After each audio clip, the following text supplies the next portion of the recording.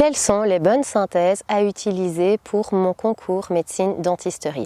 Bonjour à toutes les étudiantes, bonjour à tous les étudiants. J'espère que vous êtes au top de votre forme et que vous vous portez au mieux. Si tu ne me connais pas encore, je suis Clémence, ta coach experte pour t'aider à réussir tes études et aujourd'hui, nous allons voir comment créer ou utiliser une bonne synthèse dans le but de préparer efficacement et sereinement ton concours d'entrée en médecine dentisterie dans le but de te permettre de le réussir. Si tu ne l'as pas déjà fait, je t'invite à cliquer juste ici en dessous sur le bouton rouge là dans le descriptif de cette vidéo afin de t'abonner à ma chaîne parce que toutes les 2 semaines, je te publierai un nouveau contenu dans le but bien évidemment de t'aider à réussir tes études. Mais également, tu peux aussi télécharger dans le lien de la vidéo juste ici en dessous le document qui est présent. C'est justement une synthèse de tous les éléments que je vais t'aborder dans cette vidéo. Donc à partir du moment où je te parle des bonnes synthèses, il n'y aurait rien de plus intelligent de ta part que de télécharger justement un exemple de synthèse afin de voir un petit peu ce qui est utile tant au niveau méthodologie que pour simplement la préparation de ton contenu en voyant un exemple qui te permette de simplement situer si tu es dans le bon ou pas lorsque tu vas toi-même créer ou utiliser des synthèses pour préparer ton concours en médecine. Alors, avant de développer ce point plus en profondeur, avant de te donner vraiment les caractéristiques des bonnes synthèses ou des mauvaises synthèses, il est important de regarder quelles sont les différentes origines des synthèses que tu peux avoir. Parce qu'en comprenant ces origines, tu pourras plus facilement faire tes choix et justement détecter quels sont les points importants pour toi de ceux qui ne le sont pas. Alors, au niveau des synthèses, les origines sont de 3 types. Il y a 3 types de synthèses. Il y a les synthèses que tu fais toi-même, les synthèses que tu prends d'ailleurs, ou bien un mix des deux. Tu fais un mélange entre des choses que tu vas chercher ailleurs et des choses que tu fais toi. Alors, les synthèses que tu vas faire toi-même, alors il y a plusieurs bonnes raisons pour effectuer des synthèses toi-même. D'abord, il y a des raisons purement de test de maîtrise de contenu. Tu vas devoir apprendre à maîtriser un contenu et donc le fait de faire la synthèse toi-même, tu vas déjà le noter, le potasser, réfléchir dessus et donc ça va t'obliger à raisonner, à mémoriser, à vérifier si tu comprends et donc ça va te demander toute une série de compétences mentales et intellectuelles autour du sujet d'étude. Donc le fait de faire ta synthèse, c'est déjà une première étape à l'étude et à la maîtrise. Donc à ce niveau-là, c'est très intelligent de procéder ainsi. Maintenant, un des aspects pour lesquels c'est une connerie monumentale de s'acharner à vouloir le faire soi-même, c'est si tu le fais toi-même pour des raisons que moi, personnellement, j'estime comme étant des mauvaises raisons, à savoir des raisons de perfectionnisme à outrance, avec un état d'esprit on ne peut plus tatillon et spépieux, mais sur des petits détails comme toujours utiliser bien la même couleur avec le même bic, que tes titres soient tous pile poil alignés au millimètre près, que si pour un point tu as passé 3 lignes entre le sous-titre et le contenu, que le point suivant tu aies bien passé 3 lignes et pas 2 et pas 1, enfin voilà, tous ces trucs un peu où tu veux vraiment de la calligraphie artistique, du chef-d'œuvre monumental. Ce genre de situation, c'est un gouffre au niveau du temps et très franchement, si tu veux faire tes synthèses toi-même parce que tu veux voilà, la perfection esthétique, c'est vraiment un très très mauvais calcul par rapport à ce que tu dois vraiment maîtriser au niveau intellectuel. Donc dans ce cas, c'est vraiment pas une bonne chose parce que ça va juste te faire perdre du temps. Alors après, le fait d'utiliser les synthèses de tierces personnes, elles peuvent se faire pour plusieurs raisons. Il y a généralement 3 raisons au fait de fonctionner comme ça. Alors, la première raison à cela, c'est simplement d'économiser ton temps, de ne pas perdre du temps et de gagner du temps. Alors, si c'est pour cette raison-là que tu vas pomper des synthèses ailleurs, c'est une raison absolument tout à fait valable, c'est une raison très intelligente et dans ce cas-là, si c'est pour gagner du temps, ben oui, fais-toi plaisir, va pomper des synthèses ailleurs parce que ce que tu vas aller chercher ailleurs, c'est du temps que tu vas gagner pour toi. Donc ça, franchement, vas-y, fais-toi plaisir. Après, tu pourrais vouloir, pour la deuxième raison, aller pomper des synthèses ailleurs parce que tu te rends compte que tu ne maîtrises pas assez le contenu, tu n'es pas assez à l'aise et au point, et donc tu te dis que la synthèse de quelqu'un d'autre ou même d'un livre sera d'office mieux que ce que toi tu pourrais faire. Alors en soi, si tu vas chercher une synthèse qui est de meilleure qualité par rapport à ce que toi tu fais, c'est aussi intelligent, c'est un bon calcul.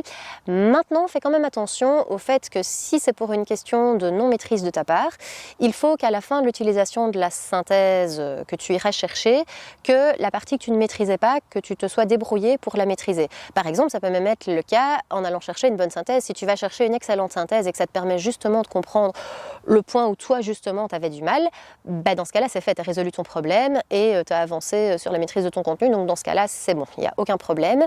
Mais donc voilà, à toi de faire le calcul, mais il se pourrait que tu ailles chercher une synthèse ailleurs et comme c'est pas toi qui l'as faite ou comme c'est justement trop synthétique, tu ne vois pas tous les détails qui ont permis d'arriver à la conclusion, en tout cas aux éléments clés qui sont notés, et donc il te manque quelque chose, il te manque des liens logiques parce que la synthèse ne reprend pas tout, c'est une synthèse, ça dit bien son nom, et donc dans ce cas-là tu as quand même du mal de comprendre, donc tu dois trouver un autre moyen pour comprendre et pour raisonner sur ce contenu qui justement te fait un peu défaut.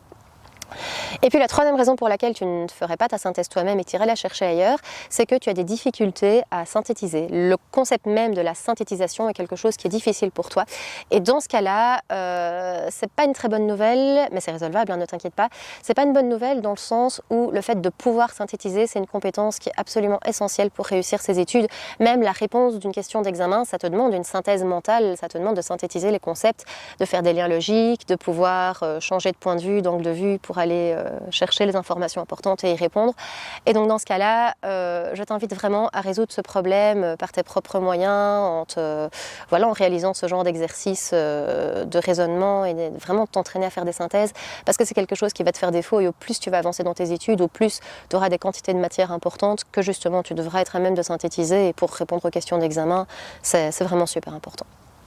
Donc voilà, je t'ai parlé des deux premiers points au niveau des synthèses. Et puis maintenant, je te parle de la troisième origine, qui est une combinaison des deux premières.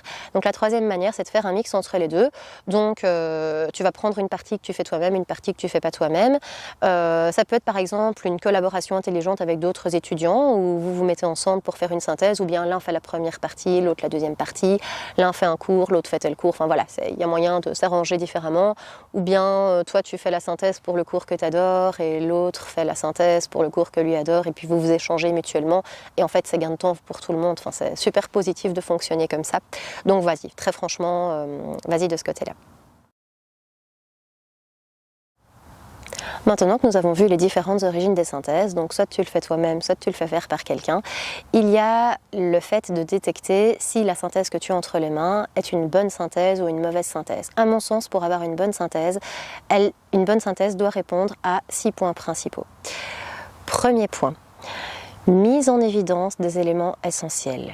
Deuxième point, structuré. Troisième point, compatible avec tes exigences. Quatrième point, complète. Cinquième point, correct. Sixième point, ciblé. Alors, pour le premier point, donc une mise en évidence des éléments importants, c'est que simplement la synthèse puisse faire ressortir les éléments principaux et essentiels, que ce soit les définitions incontournables en rouge ou en fluo, que ce soit les titres qui ressortent, les liens importants, les éléments clés absolument incontournables pour comprendre l'ensemble du contenu. Enfin, il faut vraiment que tous ces éléments ressortent d'une manière ou d'une autre, bien souvent par du visuel, il n'y a pas vraiment moyen de les faire ressortir autrement, mais tous ces éléments-là doivent ressortir et doivent bien apparaître, plus ça passe surchargé par d'autres éléments autour, tout doit être fluide. Au niveau du deuxième point, la structure. Une synthèse structurée peut être structurée de plusieurs manières. Alors il n'y a pas une structure officielle. Alors très souvent on aime bien faire des plans et des choses très hiérarchisées. Maintenant ça pourrait être une carte conceptuelle qui part en arborescence. On peut structurer aussi avec des images, des dessins, des tableaux, des schémas, des graphiques, des trucs. Il y a plein de manières d'aller structurer les choses. Et alors on peut faire aussi bien une synthèse sur plusieurs pages avec des pages numérotées. Et tu vas d'un point A, puis point B, C, etc. jusqu'au point Z.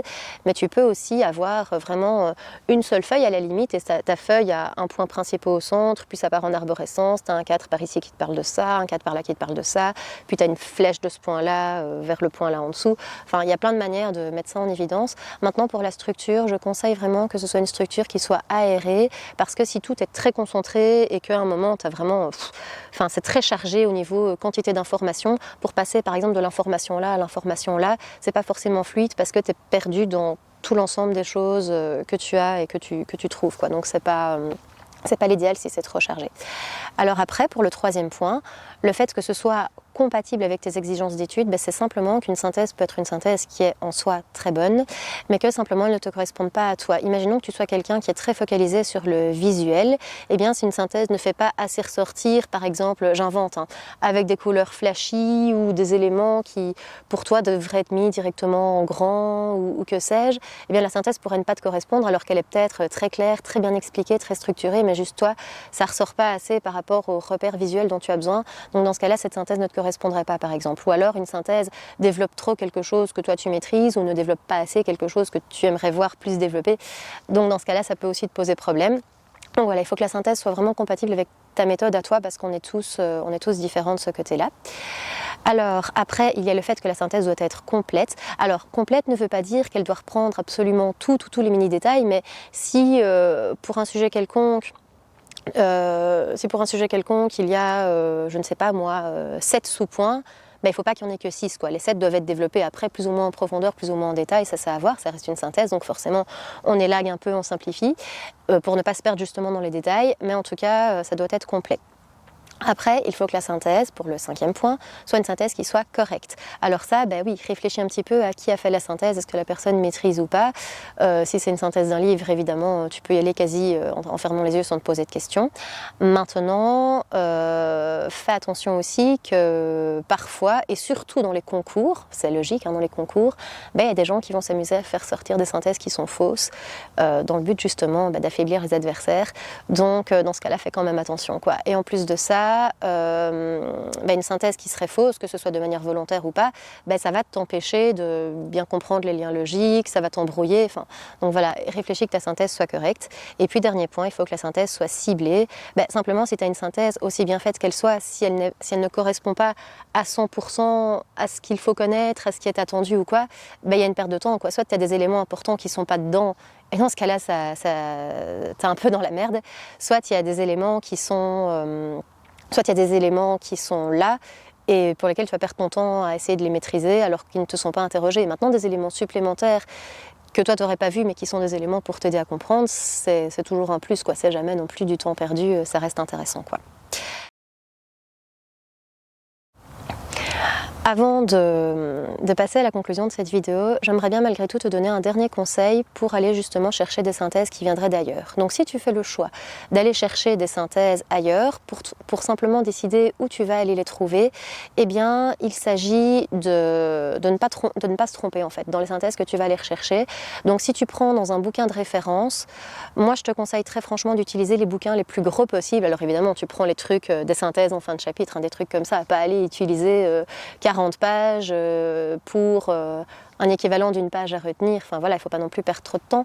Mais les bouquins de référence tels que le Campbell, par exemple, en biologie, il y a absolument tout, tant au niveau du texte qu'au niveau de schémas récapitulatifs que d'organigrammes. Enfin, c'est super bien fait, c'est très facile d'aller étudier là-dedans. Enfin, ça s'étudie sans devoir faire d'efforts, tellement c'est clair. Donc ça, c'est super utile. Une autre source qui peut être intéressante pour des synthèses venant d'ailleurs, c'est des synthèses rédigées par des gens qui aiment beaucoup le concept, en fait, du sujet de la synthèse. Et donc, s'ils aiment bien le concept, ils vont faire des liens très logique, très pertinent, donc ce sera très clair, il n'y aura a priori pas d'erreur, et donc dans ce cas-là, ça t'aide toi à mieux comprendre et mieux maîtriser aussi. Et puis après aussi, des synthèses comme ça que tu irais chercher ailleurs, ça peut aussi être des synthèses que vous faites à plusieurs. Donc vous vous mettez en petit groupe d'étudiants, vous discutez beaucoup autour du sujet pour vraiment discuter, bien comprendre les choses, et puis chacun fait sa propre synthèse ou vous la répartissez, enfin que sais-je. Ce sont aussi des moyens pour avoir des bonnes synthèses. Et dernier point, si tu vas chercher des synthèses d'ailleurs en allant chercher sur Internet, sur Internet, soit tu vas prendre des synthèses faites par des gens directement de ta promotion dans tes études, dans ton lieu d'études, là où toi tu es, soit tu vas aller chercher des trucs d'ailleurs, peut-être même pas de ton pays, qui en soi peuvent être tout aussi valables, mais qui dans ce cas-là seraient peut-être un peu moins ciblés sur ce que toi tu dois faire, et donc tu vas malgré tout devoir passer un certain temps pour passer au peigne fin, ajouter les choses qui manqueraient, ou bien mettre en parenthèse ou retirer les choses qui seraient excédentaires, et donc à un moment de passer point par point par rapport à toi, ton programme d'études, ça peut vite te prendre du temps, et ce serait un risque d'aller perdre trop de temps là-dedans, donc évalue bien si le rapport bénéfice récupéré de ne pas faire la synthèse toi-même versus le temps que tu vas injecter pour faire le tri, si ça ne t'est pas défavorable. Et donc dans ce cas-là, réfléchis bien, fais le calcul pour faire un choix intelligent par rapport à ta situation. Voilà, nous en sommes déjà à la fin de cette vidéo. Je te remercie de l'avoir regardée jusqu'au bout, mais avant de partir, si tu ne l'as pas encore fait, s'il te plaît, clique sur le lien juste ici en dessous pour t'abonner à ma chaîne, de manière à pouvoir être au courant des prochaines vidéos qui sortiront, toujours dans le but de t'aider. Mais également, tu peux aussi laisser des commentaires sur les sujets qui t'intéresseraient que je développe, ou ajouter des éléments que je n'aurais pas abordés dans cette vidéo, ou des questions, que sais-je, enfin, pour me forcer à m'améliorer. Je te remercie d'avance pour le temps que tu as consacré à regarder cette vidéo, pour ta confiance, et aussi n'oublie pas de télécharger juste ici en dessous dans le descriptif de la vidéo, là, le document justement qui reprend la synthèse de ce dont je t'ai parlé. Ça va t'aider tant pour pouvoir regarder les éléments des bonnes synthèses, mais en plus de ça, pour pouvoir comparer une synthèse que tu ferais par rapport à ce que moi je qualifie d'une bonne synthèse, puisque je le fais selon mes propres exigences et ma propre expérience. Voilà, je te remercie encore pour tout et je te dis à dans 2 semaines. Ciao!